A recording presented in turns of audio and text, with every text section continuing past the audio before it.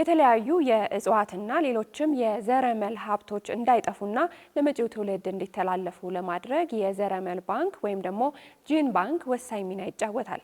እነዚህን ዘረመሎች በልዩ ሁኔታ ጠብቆ በማቆየት ለጥናትና ምርምር ዝግጁ በማድረግ ረገድ ደግሞ የኢትዮጵያ ብዝሃ ሕይወት ኢንስቲትዩት እየሰራ ሲሆን ኢንስቲትዩቱ 92,000 የዘረመል ክምችቶችና በአፍሪካ ትልቁን የዘረመል ባንክ ይዞ ይገኛል። ባልደረባችን አጥናፉ አበራ ከዚህ ጋር በተያያዘ ተጨማሪ መረጃ አለው። እሱን ተከታትለን እንምጣ። አንዲት ሀገር የጄኔቲክስ ሀብቷ አነስተኛ ቢሆንና ያላትንም ደግሞ በአግባቡ ጠብቃ ማቆየት ባትችል ምን የሚፈጠር ይመስላችኋል?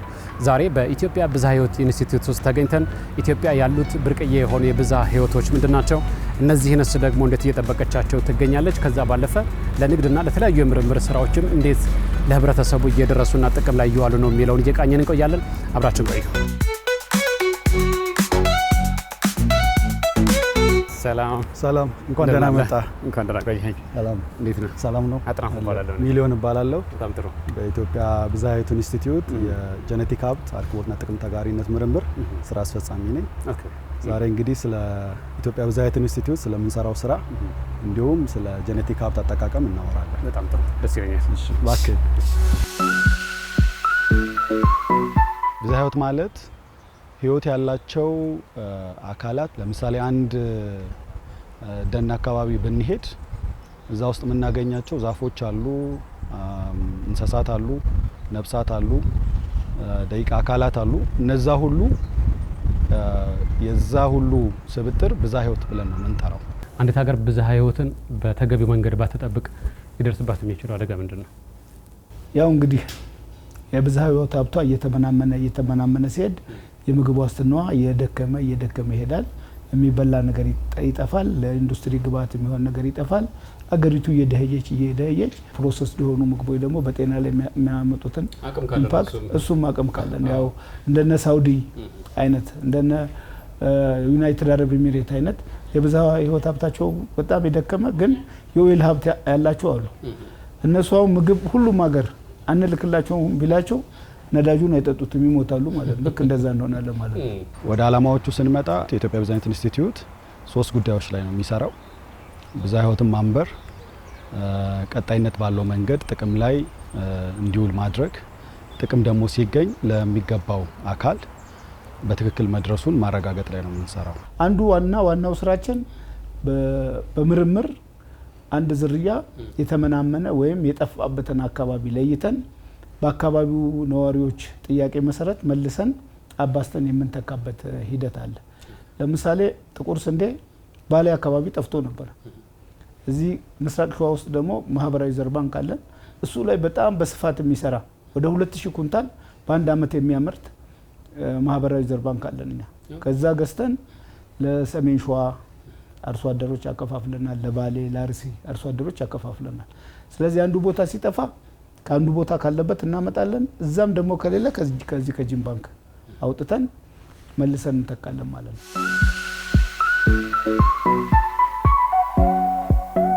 ማቀዝቀዣ ክፍላችን በጣም ቀዝቃዛ ስለሆነ እቺን ጃኬት ደረብ አድርገህ እየከፈትኩኝ አስጎበኛለሁ ማለት ነው። በጣም ደስ ይለኛል።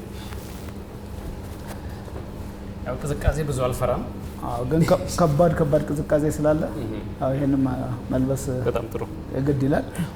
ያው እንግዲህ የኢትዮጵያ ብዝሃ ሕይወት ኢንስቲትዩት የዛሬ 50 ዓመት ነው የተቋቋመው። በአፍሪካ በአጠቃላይ ያላት ኮሌክሽን 240,000 ነው። ይህ ደግሞ 92,000 ይዟል። የአፍሪካን ከ1/3 በላይ ኮሌክሽን የያዘ በአፍሪካ በጣም ዘመናዊና ትልቅ ጂን ባንክ ነው ማለት ነው። እዚህ የሚነበሩ እርጥበት መጠናቸው ሲቀነስ የማይሞቱ የሚሞቱት ደግሞ ሪካንሳንትራንት ይባላሉ። እነሱ እዛው ፊልድ ላይ ተክለን በፊልድ ጂን ባንክ መስክ ጂን ባንክ ላይ ነው የምናነብራቸው። አሁን ቡና ለምሳሌ ከ10 በታች እርጥበት መጠኑ ስንቀንስ ይሞታል። ድንች፣ ስራ ስር ሰብሎች፣ እንሰት፣ ፍራፍሬዎች የሚነበሩት መስክ ጂን ባንክ ላይ ነው። 5 መስክ ጂን ባንኮች አሉ እንደ ሀገር፣ እዛ ይነበራሉ። አሁን እየተንቀሳቀስን እያለ በጣም ትልልቅ ከፍሪጅ ነው ያለው ማቀዝቀዣ ነው ያለው፣ ግን በጣም ግዙፍ የሆኑ የኛ ሩም ናቸው። ማቀዝቀዣ 2 አይነት ነው። ፍሪጅ አለ፣ ሩም ደግሞ አለ። የኛ ሩም ነው። አሁን ለምሳሌ የደቡብ አፍሪካን ብናይ የ16 ሀገሮች ሳዲክ የሚባል ጂን ባንክ ዛምቢያ ላይ ናቸው። ያንን ብታይ የ16ቱም ሀገሮች ፍሪጅ ውስጥ ነው እንደ ስጋ። የኛ ግን ሩም ነው፣ የማቀዝቀዣ ሩም ነው። ስለዚህ የኛ የተሻለ ነው ማለት ነው አይደል? በጣም ዘመናዊ ነው፣ በጣም ዘመናዊ ስታንዳርዱን የጠበቀ ነው። ስለዚህ እነዚህ የምታዩቸው እያንዳንዳቸው -10 +4 እና 20 -20 አሉ። ይሄ -20 ነው። በጣም ቀዝቃዛ ክፍል ነው።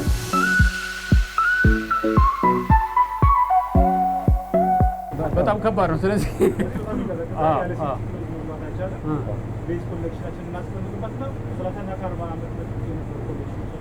እዚህ የሚገቡት ማለት ነው።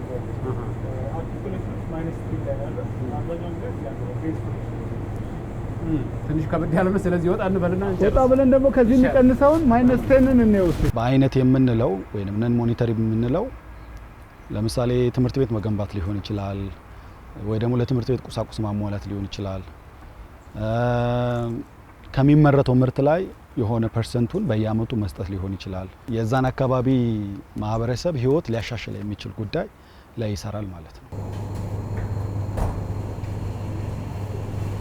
ይሄኛው ትንሽ ይቀንሳል ወይስ እንዴት ነው? ይሄኛው -10 ነው። አክቲቭ ኮሌክሽኖች የምናስቀምጥ ማለት ለስርጭት የምንጠቀመው እዚህ ነው የምናስቀምጥ። ስለዚህ ልግባ ኔጌቲቭ ተን ነው መግባት ይቻላል።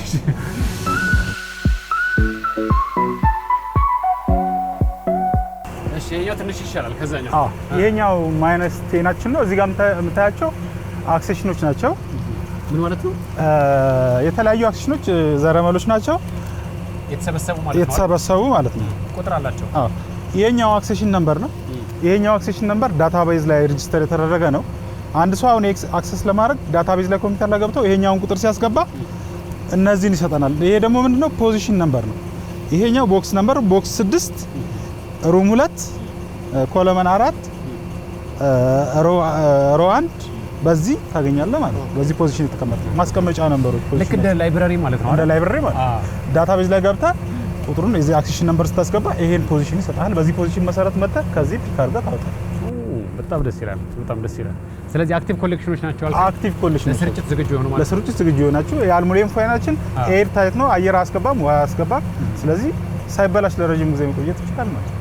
እዚህኞቹ እዛኛው ክፍል የነበሩት እስከ 30 አመት አካባቢ ያልፋል። እስከ 30 አመት ከ40 አመት በላይ የተቀመጡ ናቸው። ኮንዘርቭ የተደረጉ ናቸው። እዚህ ብዙ የሚቆዩ አይደሉም። እነዚህ አክቲቭ ናቸው። ዲስትሪቢዩት እናደርግ ለስርጭት እናውጣቸዋለን። ያኛው ኖርማሊ -20 ነው። የኛው -10 ነው። ልዩነቱ የቴምፕሬቸር ዲፈረንስ ነው። አይ ቢሆንም ትንሽ ቀዝቀዝ እያለ ስለሆነ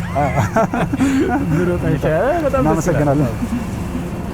እንግዲህ ብዝሃ ህይወት በጠቅላላው ጥቅም ላይ የሚውለው ያንን ብዝሃ ህይወት አካልን ወይ ደግሞ ጄኔቲክ ሀብትን ለመጠቀም የሚፈልጉ ተቋማት ወይም ደግሞ ማንኛውም ግለሰብ ሲመጣ ያንን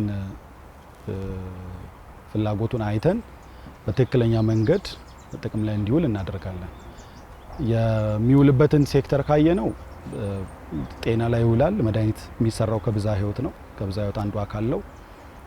ለአልባሳት፣ ለምግብ፣ ግብርናውም የብዝሃ ህይወት አካል ነው እና ከዚህ በተለየ ጥቅም ላይ ለማዋል የሚመጣ አካል እኛ ኮሜርሻል አፕሊካንትስ ነው የምንላቸው።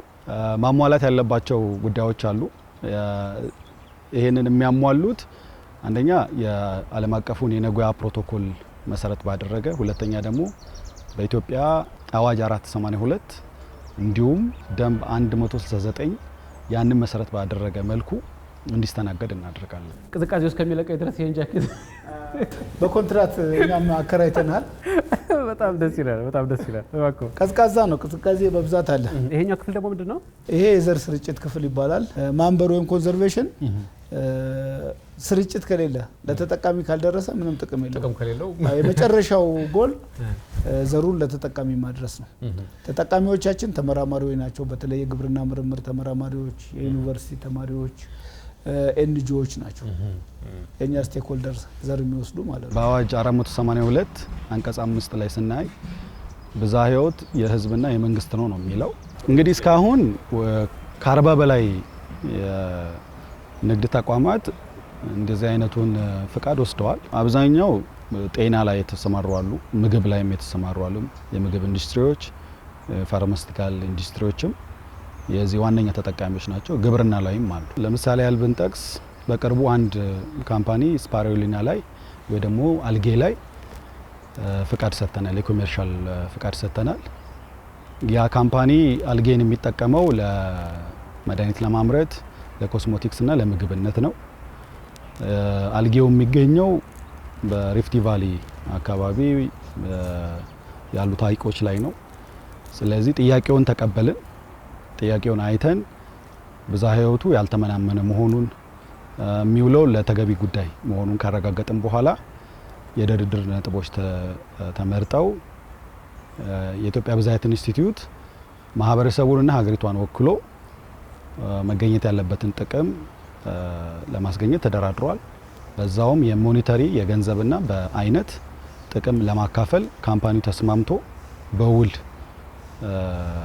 ተፈራርመናል ማለት ነው። ኮሚኒቲ ሲድ ባንክ ስለሚባል ነገር ሰምቻለሁ። ምን ማለት ነው? ማህበራዊ ዘር ባንክ የምንለው የወረዳ ህብረት ስራ ማህበር ያደራጃቸው አባላት አርሶ አደራሉ፣ ስራ አስፈጻሚ ያለው፣ የብድር ኮሚቴ ያለው ዘር ተገዝቶ ይሰጣቸዋል ወይም ከዚህ ከጂን ባንክ ይሰጣቸውና እሱን እያባዙ በብድር መልክ ለአባላት እዛው ሰርኩሌት እያደረገ ዘሩ ዛሬ አንዱ ይዘረዋል፣ እሱ ሲመለስ ደግሞ ሌላው ሰው ነገ ይዘረዋል። አባል እዛው አርሶ አደር ማሳ ላይ እየተሽከረከረ እንዲጠበቅ የምናደርግበት ዘዴ ነው። ኢትዮጵያ ብርቅዬ የምትላቸው ሰብሎች ወይም ደግሞ የጄኔቲክ ሀብቶች የብዝሃ ሕይወት ሀብቶች አሉ ብዬ አስባለሁና እስኪ ስለነሱ ይንገሩኝ። አሁን እንግዲህ ብርቅዬ የምንላቸው እዚሁ ሀገር ውስጥ የተፈጠሩ ኢትዮጵያ ለዓለም ያበረከተቻቸው የሰብል አይነቶች ናቸው። ለምሳሌ እንደ ቡና፣ ጤፍ፣ እንሰት፣ እንደነ ጫት የመሳሰሉትን እንደነ ኑግ የመሳሰሉትን ኢትዮጵያ ለዓለም ያበረከተቻቸው ብርቅዬ እንትኖች ናቸው፣ ሰብሎች ናቸው ማለት ነው። እስከዛሬ ድረስ የሰራችኋቸው ስራዎች ምን ይመስላሉ? በነን ሞኔታሪ በኩል በነን ሞኔታሪ በኩል ብዙ ነው። በጥቂቱ ውሃ ለማህበረሰቡ ንጹህ ውሃ መጠጥ ውሃ አቀርባለሁ ብሎ የተፈራረመ ካምፓኒ አለ። የስራ እድል የፈጠረ አለ። እንዲሁም ከሚያመርተው ምርት ላይ የሆነ ፐርሰንቱን እሰጣለሁ ብሎ የተስማማ አለና እሱን እየተከታተለን እያስፈጸምን እንገኛለን። አዎ እንግዲህ በሀገር ውስጥ ብቻ ሳይሆን በዓለም አቀፍ መድረክም ልምዳችንን ለዓለም እናካፍላለን። ይህ ጂን ባንክ ሌሎች ጂን ባንኮችን አሁን የሳውዝ አፍሪካን ብንወስድ የኬንያን ብንወስድ ከዚህ ተሞክሮ ወስደው ነው እነሱም ጂን ባንክ የከፈቱት። ተሞክሯችንን ለዓለምም እያካፈልን ነው። እዚህ ደግሞ የዩኒቨርሲቲ ተማሪዎች፣ የሃይስኩል ተማሪዎች፣ ተመራማሪዎች እየመጡ ይጎበኛሉ። አርሶ አደርም መጥቶ ይጎበኛል። የውጭ ዜጎችም እየመጡ ይጎበኙታል።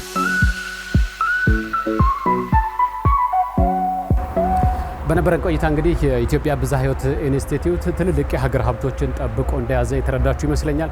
ከዛ በተጨማሪ እንግዲህ ለንግድ ዓላማ እንደዚሁም ደግሞ ለምርምር ስራዎች ልትጠቀሙበት የምትፈልጉ ብትኖሩ የኢንስቲትዩቱ በር ክፍት እንደሆነ ይታወቃል። ልትጠቀሙበት ትችላላችሁ። ከዚህ ፕሮግራም ብዙ ቁም ነገርና የተረዳችሁት ነገር እንዳለ አስባለሁ። ወደ ስቱዲዮ እንመለስ።